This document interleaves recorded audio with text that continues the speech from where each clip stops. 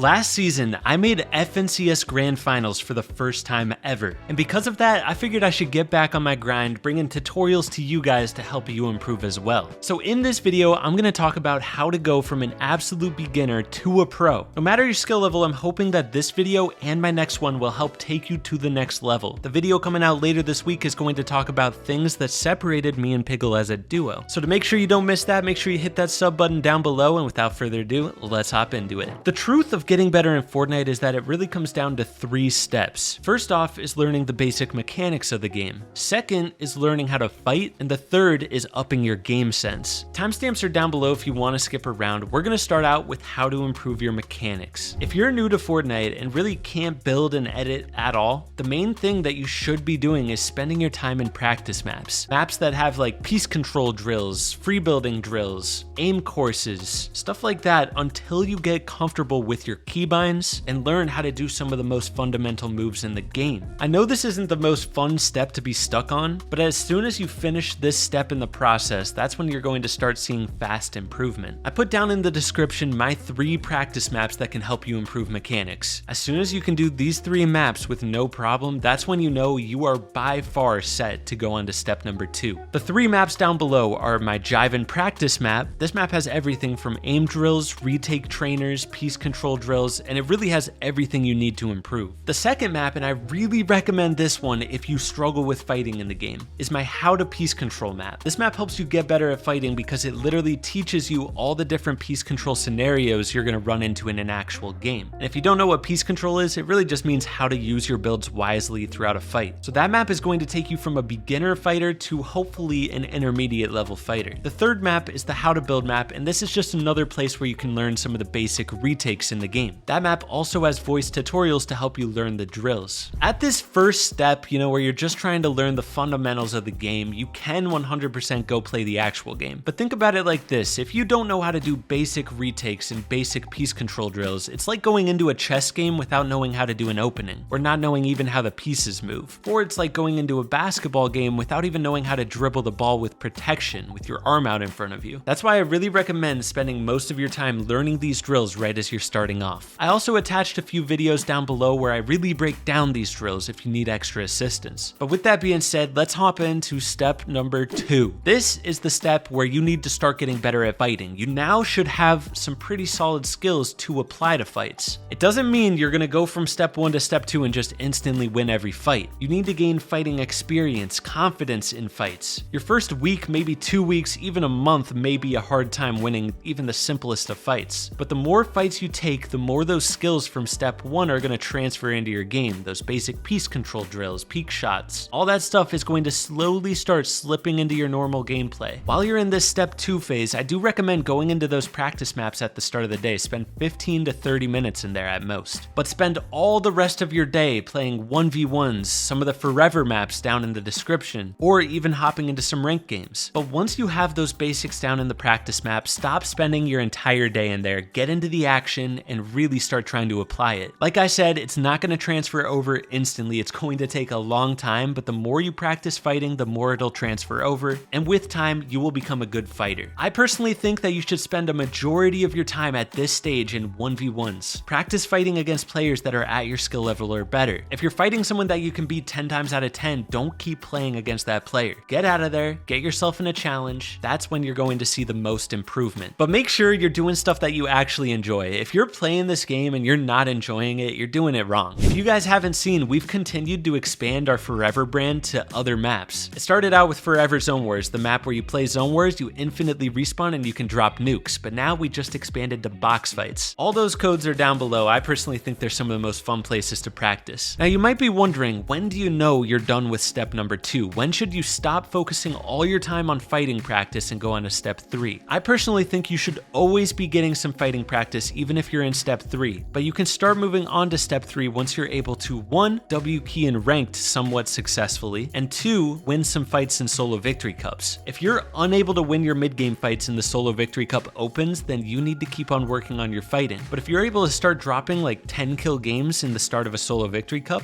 you're at a good point. But like I said, you're never going to stop your fighting practice. Pros practice fighting at the start of every single day. So even as we go to step 3, keep on practicing that fighting at least for 30 minutes at the the start of each session. Now moving on to step 3. At this point, you really shouldn't need to spend time in step 1 anymore. At this point, those maps you should be able to do in your sleep. You should warm up with some 1v1s, 2v2s, maybe some Forever Zone Wars, but at this step is where you should be stepping into the world of scrims. Every single night there's scrims in different discords, such as Vital Scrims, Manu's Open Scrims. There's a ton of scrim servers out there, just ask around, and if you're watching this video, drop some scrim servers that you use down in the comments. If you're in the NA server, Vital Scrims is some top tier practice, and Manu Scrims are a good starting place. They're definitely going to give you a challenge though. I'll give you guys some tips on what you should be focusing on in scrims, but first let me tell you what scrims are if you've never actually scrimmed before. Scrims are basically where every competitive player goes to practice for tourneys. There's usually some rules involved unless if they're throwing money into the tourneys, and those rules help to make the scrims feel like a real tournament. It helps it so that the storm surge becomes active and the end games are stacked, and just makes it feel more realistic all around. So the biggest thing you should be trying to take away from these scrims is how to loot off spawn efficiently, really get a drop spot down while you're in scrims. If you're ever uncontested, try to plan how you can loot the drop spot the fastest. But if you're contested, try to figure out where the alpha points are, where exactly you should be pulling out your glider to get the best drop. Off spawn is one of the biggest things to improve on in scrims. In fact, one of the most important things in tournaments, especially FNCS where the storm surge is a big problem, is getting out of your drop spot soon enough so that you can get storm surge tags early on. So focus on early game in scrims big time, even if it's just looting. And that leads into the second thing that you should be focusing on is how to get storm surge. If you're new to scrims, you're most likely going to be dying to storm surge a lot, or you're going to be forcing fights that you shouldn't be taking. So if you're struggling with surge, watch back your games. Look at opportunities to sneak on opponents around you and get some sneak tags. Look in replay mode and try to see different places that you could have positioned on the map where a lot of people rotated past. Those are the type of positions that you could build a huge tower at to look for storm surge tags. And if you ever do fall below surge, try to figure out what fight would have been actually good to take. There's a lot of times where I've fallen below surge and I force a fight that was just not the right fight to take. Sometimes just being patient and healing off from the storm surge is the better bet. It's really situational, but that's the kind of stuff that you can learn in scrims. If you only play the tournaments, then you're only going to get that practice, but the people that play scrims are basically going to get double the tournament practice, because they're going to have the tournaments that they're learning from and the scrims they're learning from. Every day of the week, they're getting practice, versus if you're not scrimming, you're not going to be keeping up. The last thing to be learning from scrims is just team chemistry, how you can be rotating better in endgame, what refreshes to go to, and really get in rhythm with your duo. That's something that's slept on. Rhythm is everything. If you guys aren't on the same page for a split second in endgame, that can kill your game. So the more practice you can get with your duo, the better. But the funny thing is, last season, me and Pickle did not scrim a single time. And you might be thinking, okay, so doesn't that disprove everything you just said about scrims? Well, the answer is no. The reason we didn't scrim and still did well is because we both have a lot of scrim experience from the past. But there were a lot of things that attributed to me and Piggle making grands last season. First off, Piggle's just crazy at the game, so that definitely helped. But there was a lot of other stuff that went into it, and in my next video, I'm going to be breaking down what those differences were. So if you want to hear me talk about some of my thoughts on how we did well last season, make sure you tune into the next video. I hope this video helped you guys out, and I'll catch you in the next one. Peace.